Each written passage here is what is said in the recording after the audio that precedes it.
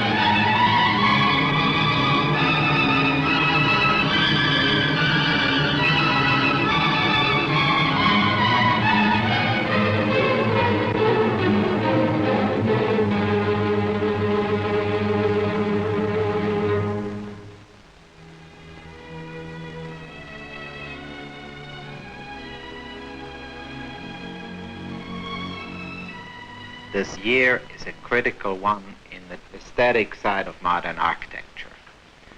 It's really three great men. They're sort of like the pillars that are holding up this architecture. They are Frank Lloyd Wright and Le Corbusier, who we call Corbu, and Mies van der Rohe, who we call Mies. But have they written the last chapter? I think we must look along the moving line of history, way back from the time of the Greeks, who created a beautiful, marvelous architecture, almost like a mountaintop. Then there was another mountaintop, the Roman architecture, and then, of course, the Gothic cathedral and the Renaissance. And then we think we're on our way in modern architecture to creating another great period of architecture. Let's just focus on our own line. Just where are we on this line? I feel very strongly that we are on this level. Now this has to be integrated, the vocabulary has to be expanded before modern architecture take its place among the great styles of architecture. We've spent the last 80 years in building the basic vocabulary. Frank Lloyd Wright, Mies, and Corbu have given us the ABC. It is up to us to develop a complete language of modern architecture. We have a long and terribly challenging and marvelous job ahead of us. These are the ambidextrous hands of Eero Saarinen, an artist, one of the 22,000 registered architects practicing in this country. The artistic challenge he worries about may seem remote, but in the hands of Miles Colleen, the construction economist, this challenge in architecture assumes a dimension that touches every one of us. This is the number of today's dollars that we shall spend in construction during the next 10 years. $500 billion.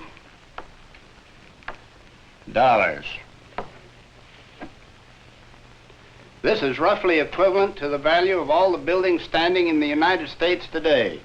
Moreover, it's the minimum amount of construction that will provide for a growing population in an expanding economy. Actually, the figure does no more than carry forward relationships that have already been experienced. This curve represents the total value of the goods and services we produce, our gross national product. Construction has remained close to 11% of GNP, as we call it, ever since the end of World War II. There are good reasons to believe that this relationship will continue. So we shall be witnessing a unique historic event, a country almost doubling its building investment in about 10 years' time, an investment of about $500 billion. What kind of beauty are we going to buy with all that money? We're still impressed with the buildings that came to us out of the past. The Greek temple, the Gothic cathedral. Why change? The answer comes from Frank Lloyd Wright, from Mies and their fellow artists. The aesthetics of architecture depends on the stuff with which we work, the new materials that come to us from modern technology. Frank Lloyd Wright's Taliesin home in the deserts of Arizona represents a wide departure from the old principles of construction he tells us about. When you see the old post and beam construction, you can say this is the post and beam, post and beam. There's all a kind of superimposition. And if you wanted partitions, they cut and they would butt, you see, cut, butt, and slash. And if you wanted tension, you had to rivet something to something and make a connection that might give way. Well, organic architecture brought the principles together so that a building was more like this. You see, you could pull on the structure. It had tensile strength owing to steel. And owing to steel, it could have great spaces. And the great spaces could be protected with glass. The Orientals, of course, the Greeks, never had any such facility. If they'd had steel and glass, why, we wouldn't have to do any thinking today. We'd be copying them. But now... A building designed by Frank Lloyd Wright differs sharply from one designed by Mies van der Rohe, but each in his way depends on the new materials. Where would we be without steel and new materials? In fact, most of the people couldn't exist. Yeah, they are the facts of our civilization. I think there will be not an architecture if it is not based on science and technology. I think that is just the essence of our time, and architecture is the expression of this essence. An architectural pillar in his own right, Eero Saarinen reduces theory to actual practice. At this time. For instance, we have the problem of the wall on a building. This is a sample of that wall. It's 3/8 of an inch thick, and with a neoprene extrusion which binds it to the structural frame of the wall. Curtain wall construction is really approaching the thickness of a curtain. Well, now let's go to another kind of architectural problem we're working on. A roof and a new way of using old materials. This is the Yale hockey rink. We're spanning the space by one single concrete arch, then hanging cables from that arch, and on that we build the roof. Buckminster Fuller, a pioneer in new forms of construction, created this aluminum dome in Hawaii. For Mr. Fuller, technology develops radical new ways of thinking about a house, beyond its size and shape. Weight of building has never entered into the design problem. On the sea, however, came a new concept of structure. This was the birth of performance per pound and performance per unit of energy investment. This accounts for man's familiarity with the tonnage of ships and his utter ignorance of the weights of his buildings. The USS Leyte weighs 40,000 tons. What does the Empire State Building weigh? What does your own home weigh? Out of the ship of the sea comes the ship of the air, the mechanical power-borne airship. The airship brought about performance per pound tenfold that of the ship of the sea. This efficiency accounts for the whole sudden advance in technology of the first half of the 20th century. This advance has brought about adequate standard of living from only 1% of humanity to 1/3 of humanity. Now, out of this structural competence initiated in ships of the sea, and out of the mechanical competence initiated in the power-borne airship, comes the birth of our ability to convert our resources to serve not 30% of the population, but the whole of humanity. This is a geodesic dome designed for the United States Marine Corps. They're now in mass production and can be produced for $1,800. They contain 1,400 square feet of floor space, which is about the floor area of what is considered a large 5-room house. If we were to produce a dome of equivalent size by the conventional building arts, it would weigh 100 times the weight of this dome. This linking of structures on land, sea, and air may seem a far cry from the day-to-day architecture with which we are familiar. But in the technology and industrial resources incorporated in that structure now being flown away to service on the land lies the potential means for architects to make enjoyment of the earth by all its inhabitants a reality. This unlimited, wonderful world of technology where to be done is marvelous and it's fascinating. Around the corner one can well see whole shopping centers, whole stadiums and centers of cities even being covered by translucent domes heated by atomic energy and so on. But all this makes one wonder and makes one hesitate. And with all these freedoms that technology is giving us to do almost anything we want, it also places more responsibility on the shoulders of the architect ever before. It is not only a responsibility just in relation to technology, but to beauty as well. There's a fear on the part of architect Edward Stone, who designed this museum, that our concern with economics and technology obscures the traditional purpose of architecture. Nowadays, an architect is a bit embarrassed to think of himself as an artist. He now begins to look more and more like a businessman or a lawyer or a banker. He talks about the budget, how he'll meet the budget, how he'll return dollar for dollar on the investment. In fact, all the unattractive facts of our profession.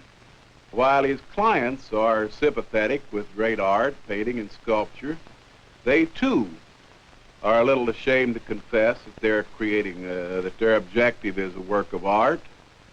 It seems to me that the architect should, again, think of himself as an artist and confess to himself and to his clients and to the world that his object is to do a beautiful building, in fact, a work of art. Yet these buildings on the lakefront in Chicago developed from a completely different kind of logic, the most efficient use of the materials available in our time. They are the architectural answer by Mies van der Rohe to the question he is asked in his class at Illinois Tech. Mies, isn't your purely technical approach to architecture a denial of aesthetics, of beauty? No, I don't think so at all. I think the technological approach is just to use the means we have in our time. And the aesthetic is a question of proportions, of detail. As somebody said, God is in the details. Mies, should we not design for the human dimension, the human scale? I have to ask you, what is a human scale and what is a human dimension? Who is you? You or I? I like that and you like something else. Freedom of choice is an American principle. Do you think that people will accept the regimentations of space imposed by your architectural planning? In other words, do you think that people will buy it? First of all, I deny that there is any regulation on our part in planning. We try to plan our buildings or houses as flexible as possible. Our structures live much longer than the functions we designed it for or could design it for. So the only solution I can see is the greatest flexibility. I would replace this phrase of Sullivan, that form follows function. I said, let us make room enough for any function. And the question that you say about if somebody would buy it, some will and some won't. But I think that Mr. Greenwald, he could tell you more about this question because that is his business. Herbert Greenwald is the Chicago builder who financed this building, as well as most of Mies's buildings in this country. We must understand what we mean by, will they buy it? We will find that when we give people space and let them indulge themselves as they will, no two spaces will ever be alike. Here in this building, for example, we have the stern modernist and the bare modernist. And then we have the woman who loves antiques. And here we'll find Baroque and Barococo. And we'll find modern and modernesque and modernoid. We'll find every shade and hue of color. We don't believe in regimentation. We believe in order. And order and discipline are totally different from regimentation. And this ties in with Mies's idea of logic. You ask, does it pay? How can it not pay? If it has validity, it must pay. But to speak practically without theory, what 10 years ago was a novelty, what was so hard to finance, the first Mies building on the south side of Chicago, brought with it today a return of at least 100% on an investment of that day. We're pushing the frontiers of technology, and the insurance companies and the lending institutions recognize it. Yes, it pays. Mr. Greenwald brings us back to economics. The lending institutions he talks about, their money is really our money. It is we ourselves who will finance this new era of construction through the money we save or through the taxes we pay. Each one of us, therefore, has a personal interest in seeing that good architecture is good economics. Now we're going to look at types of individual buildings, and it might be helpful to break down the total original sum that I gave you into the investment we shall be making in some of these. Probably more than a third of our construction money will be spent in residential building. Close to $200 billion in the next 10 years. In the same period, over $41 billion will be spent in schools and $8.5 billion on religious buildings. During these 10 years, we shall spend on commercial and industrial buildings $85 billion, of which $45 billion alone will be spent on factories. Aesthetics are obviously important, but in view of these vast outlays, a beautiful building also ought to make economic sense. And to hear Frank Lloyd Wright, these two values can be combined even in an industrial building. I don't see why it isn't a more profitable thing to make the lives of the workers happy. They'll be more productive.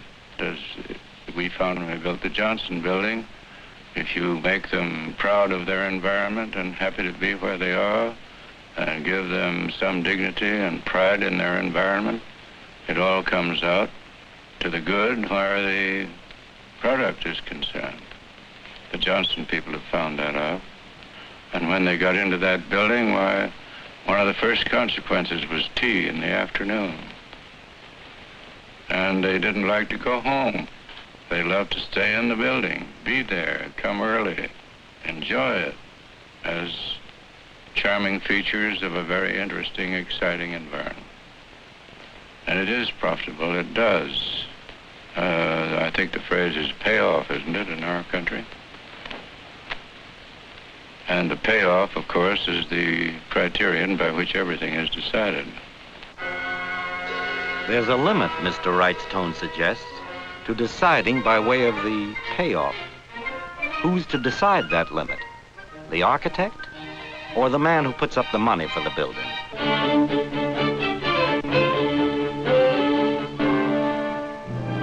The question is a basic one for architect Edward Stone, who designed this United States pavilion to represent all of us at the Brussels World's Fair. In our discussions of architecture, there is one all-important individual whom we mustn't overlook, and that is the client himself.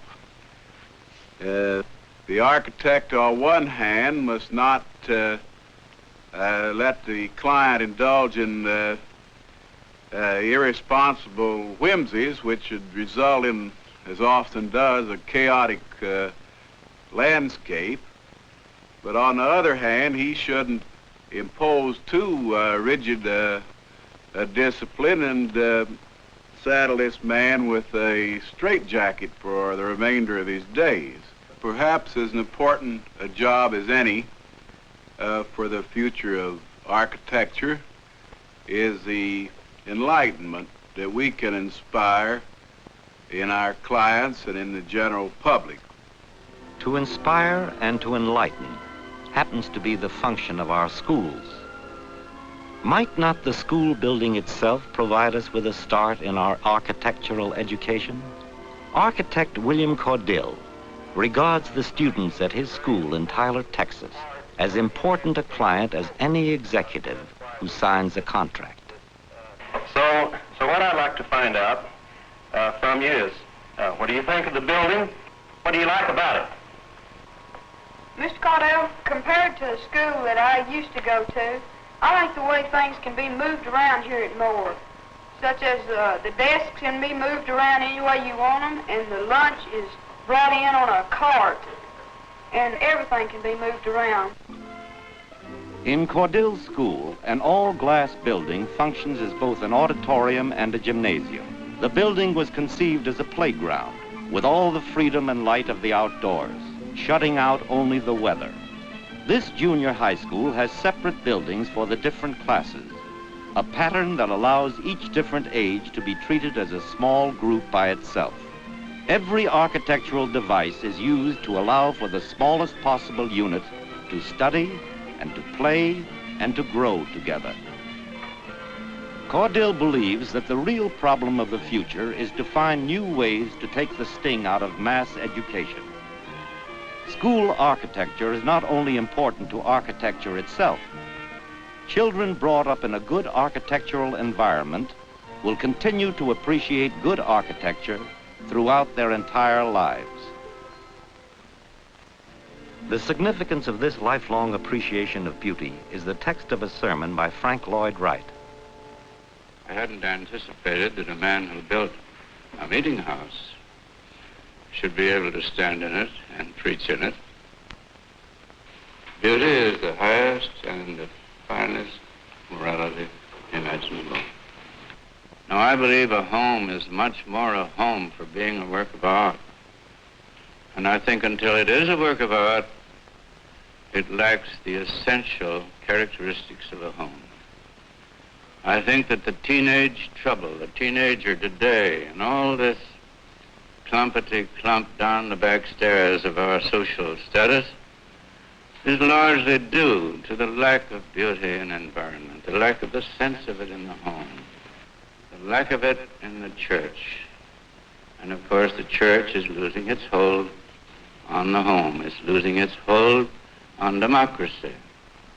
You couldn't have any of this new life until you had learned to distinguish and draw the line between what is beautiful and what is curious. Now, science can't do that. The intellect can't do that. There is something in the soul of man essential to that discrimination.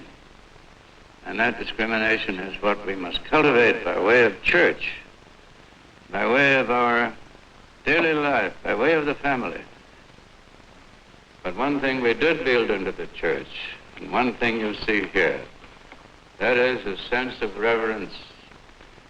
So here you'll see an expression that's best shown to you perhaps by the hands folded this way, an expression and a feeling of prayer.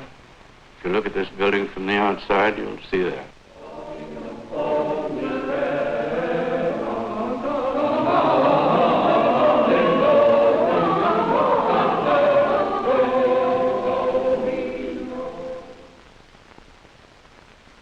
Creating a work of art, creating space for beauty and for profit, space even for a tree, is the object of architect Nathaniel Owings of Skidmore, Owings and Merrill. A man can't live where a tree won't grow. This is a fundamental truth which I feel is a good thing to remind us ourselves of in this science-crazy day where everybody's gone head over heels about technology. The architect spends a good bit of his time studying the environment of his building in terms of the sun and the air and the trees and the grass. In Chicago, by opening up the space and giving the chance for everybody to have a focal point for their activities, we're able to raise the economic value of those areas to the point where they're justifiable from the standpoint of investment. And in that way, we can increase the rentable value of that space from 20 to 50%. In New York, for example, we've developed in Lower Manhattan a project for the Chase Manhattan Bank. Down in that area, where the only open space happens to be the graveyard of the Trinity Church, we have developed a project which clears out 2 whole city blocks. In place of this great mass of masonry will be a single shaft which covers only 1/3 of the total 2.5 acres involved.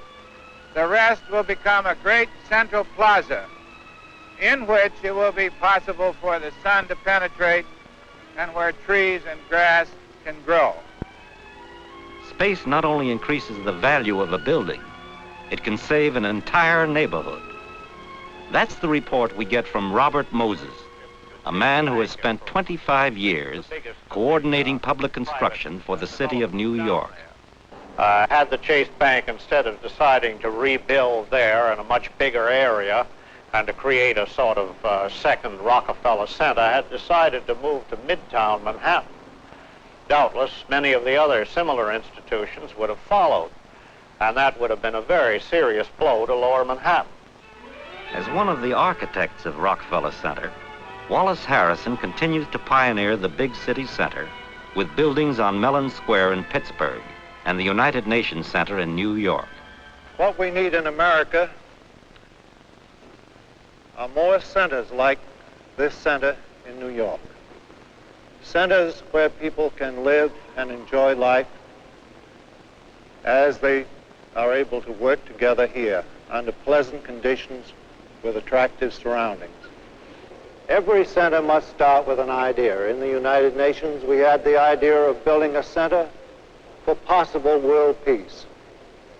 Years ago, when Rockefeller Center was built, the idea was to build a center for better business efficiency. Today, we must build centers for the needs of the children, the needs of the older people, of whom we are to have so many in the future. Generally, such centers will need a common open space with the peace and security that we used to have in the old village greens of New England. These old-fashioned architectural values were brought to the service of modern industry by Eero Saarinen in his design for the 80-acre General Motors Technical Center. We really had here an opportunity to create a total environment. It was of all the buildings, all the landscaping, everything together. Here was the technical center for a great metal producing corporation that mass produces precision metal. Somehow the character of that should get into the architecture. Therefore the very strict lines, the sharpness, the precision, and all that. Beyond that, create a human sort of campus-like environment, which was sort of the best possible place for all this research and development to go on. These very stairways, like this one, is really a piece of sculpture in itself. We have to remember that architecture is not just here to give space and shelter for man, but architecture also has the purpose of marking and enhancing man's time on earth. Architects design new centers for industry, but can the industrial process, the new flow of techniques and services, help the architect in designing new homes for man? The question is raised by architect Vernon DeMars out of a long experience with mass housing.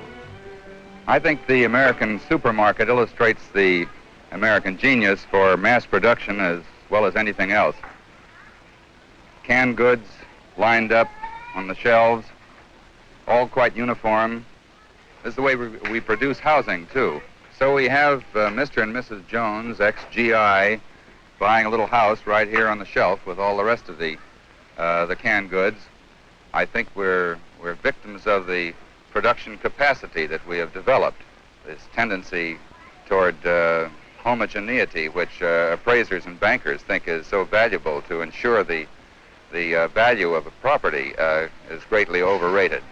And I think that we've got to find some way of building communities, not merely collections of houses. Here at Easter Hill, we attempted to introduce a certain kind of chaos from the very beginning, so that almost anything that people would do from then on couldn't hurt it any further.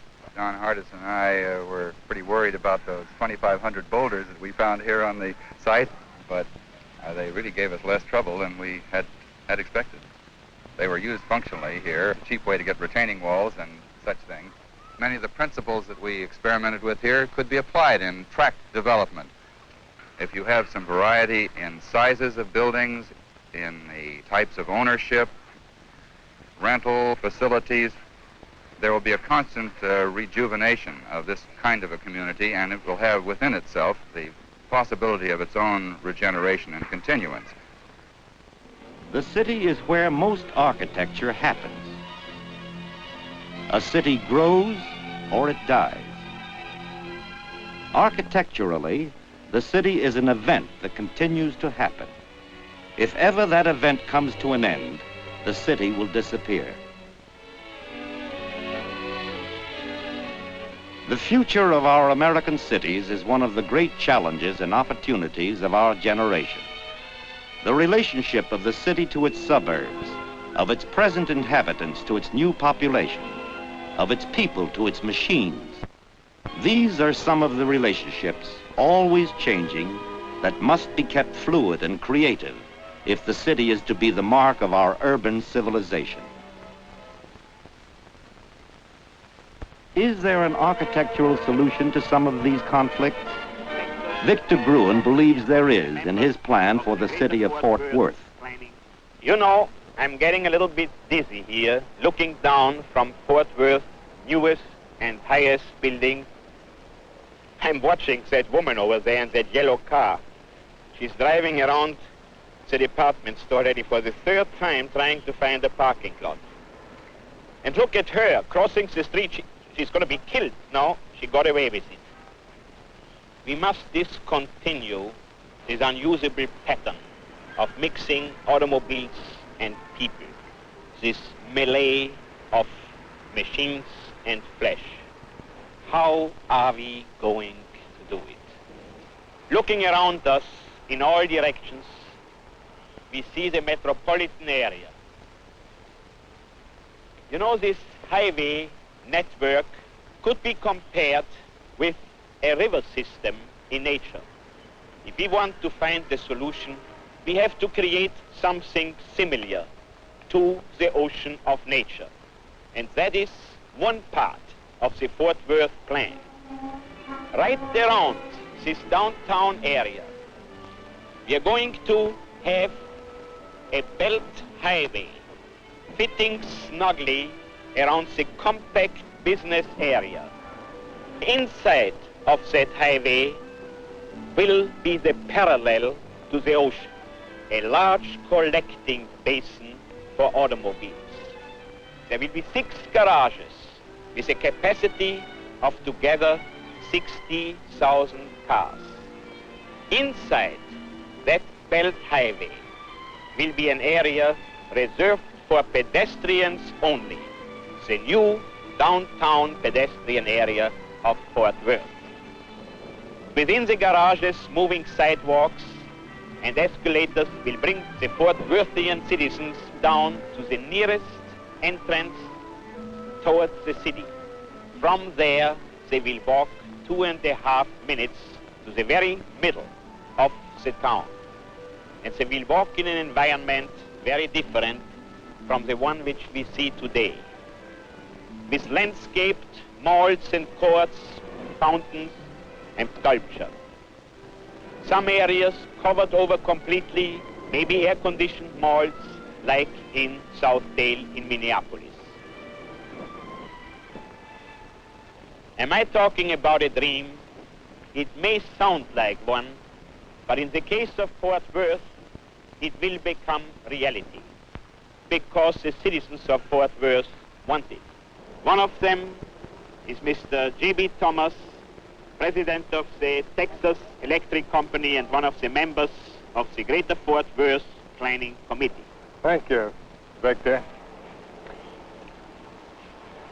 It may be, as Mr. Gruen says, that there is much of a dream in this plan for Fort Worth. We who sit in chairs of responsibility in Fort Worth want to add all that we can to be sure that the Gruen plan is soundly carried through and gives us indeed a greater Fort Worth tomorrow. In Philadelphia, the concern of another businessman for his city has brought him into the municipal government itself. For some time, Albert M. Greenfield was chairman of the City Planning Commission, for which Edmund Bacon is the executive director.